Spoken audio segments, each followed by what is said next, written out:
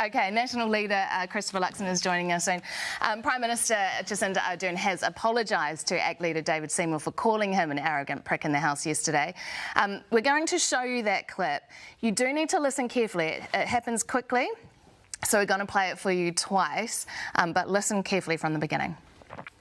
At the time. The 5 Nicola Willis. The 5 Nicola Willis.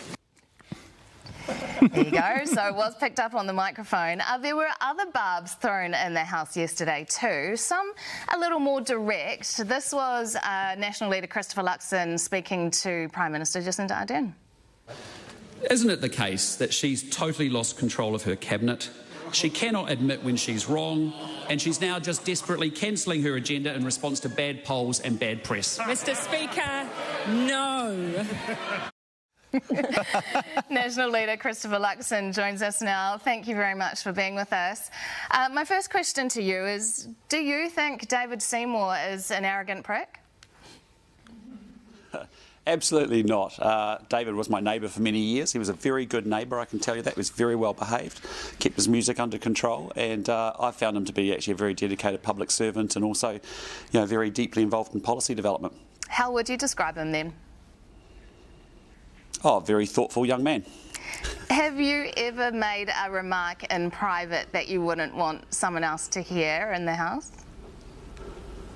Look, I'm sure I have, but look, the comments were a bit unedifying yesterday. I think, the great thing is the Prime Minister apologised very quickly. David accepted it in good grace, and, frankly, it just speaks to the Prime Minister being under a bit of pressure at the end of the year. You say unedifying. Or through the whole year, frankly. You say unedifying, but tell me you've never leaned over to Nicola Willis and said, this person's annoying or something like that? Well, the bottom line for me is I'm conscious the mic's on all the time. I think it's a good reminder that it actually is. So, no, I've tried not to say unedifying remarks in the House. And some might say that, for goodness sake, we're talking about name-calling in the House. Is this a sign of things to come in an election year? Is it going to get grubby? Is it going to get heated? Well, look, I really hope it doesn't. I think one of the great things about New Zealand and our politics is that we can actually disagree with each other without it becoming deeply personal or disagreeable. And I know we're going to have robust exchanges. It's been fantastic actually having Speaker Ardern in the House, because he's essentially actually freed it up and he's made it a lot more robust, which has been really, really very good. The real concern under previous speakership was actually it was quite constrained and quite partisan, and so actually he's not partisan. He actually lets it run in a much free flow of form, which is I think really great. So look, I really hope that as we go into next year we can focus on the actual differences that we have around policies rather than actually getting into the petty politics of it all. Okay, speaking of the election campaign then and how that is going to run next year, will you go to a garage in South Auckland and spend time with a family there? Look, I've actually met with a lot of young people in South Auckland who actually already, are challenged in actually working with community organisations and trying to understand what their life is like.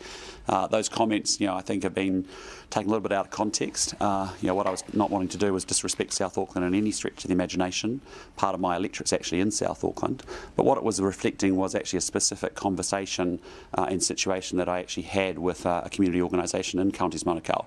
And, that was what I was referencing, because, I was asked a serious question about what are the drivers of crime, and that was the conversation that I was reflecting and thinking about. So, and we have some major challenges, not just in South Auckland around poverty, but across this country, and that's one of the big drivers that drives young people into gang life, and that's what that conversation was about. But so, I appreciate, Do you accept that characterising two young men sitting in a garage in South Auckland and having what the implication was pretty much no hope plays into a stereotype that has negative consequences for this community? That's not at all what I was referencing or meaning to do. What I was talking about and reflecting on was a conversation that I had with community organisations working with young people, and the question I asked was, why do they join gangs? And the conversation that I then had with that organisation and those people was actually about, poverty, the housing crisis. Those things are very real drivers of why gang life looks really attractive if you're sitting in poverty and in a garage. And so, that's what that was about. And I just would say, look, if we can't actually talk about these things things in a really upfront kind of way, we have some really serious challenges in New Zealand. We're going to have to turn the country around, and that requires us to front up to reality and actually talk about these issues in a way that people, actually we can do so directly, and that's what I was trying to do. So was the analogy something that came directly from a community worker, or were they your words? No, it was a conversation that I had in South Auckland with a community organisation. And did that conversation involve the gangs garage? Growing so much? Yes, it did. Yeah, it did, right. And it was actually talking about the housing crisis and actually about poverty, and actually just saying, look, honestly, if you see a gang come by with a flash car and and the music pumping, and it's a pretty, it's an attractive pathway, or it can be an attractive pathway. It doesn't mean that it happens for everybody, but it just was getting a little real about what causes crime. Because while we need to be really tough on consequences for crime and serious offending, we also ultimately need to sort out actually how we actually, make that a less attractive pathway for young people. And just remember, Mel, we've had a 75% growth in 18 to 25-year-old joining gangs. We've had a 50% growth in gangs here in New Zealand. So, it's quite a serious challenge that we've got to get to the root cause of. And I just, I'd hate to think anyone was offended, but the reality is we've got to talk straight up about what's going on, and otherwise we can't solve the problems that we have. Over the last 12 hours or so, there's been a volley of press releases from the government about emergency housing, minimum standards, and the welfare of families, saying that more than half of New Zealand families are now better off than they were 5 years ago. What is your reaction to this? Well, I think this week's been quite cynical politics, frankly. I think the Prime Minister is now making it up literally on the fly, just reacting to bad press and bad polls. And as a result, she's cancelling a lot of her agenda. And that's why they're burying a lot of stuff this week. You've seen the nurses on the fast-track green list. You and I have spoken about that many, many times over the last 7 months or a year or so. And you're seeing a lot of that sort of being cancelled and turned around. On that housing policy, on emergency housing, I saw both dueling reports, just scanned them very quickly from the Human Rights Commission and also from the government yesterday. A lot of words, but again, the core issue remains the same. We're not building enough houses. We're not really using enough community housing providers, say relative to other countries like Australia that I've observed.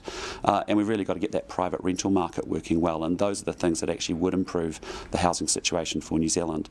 But right now, we've got a government that campaigns strongly on housing, and the reality is less people own their own homes. Rents are up $150 a week. There's a 4-fold increase in the State House wait list. We've got 4,000 kids waking up in motels today, and we've got a 4 times increase in the number of people living in their cars. So by no dimension has Jacinda Ardern solved the housing crisis. It's got worse under her leadership and under her government. It's 19 minutes past 6. We're with National Leader Christopher Luxon.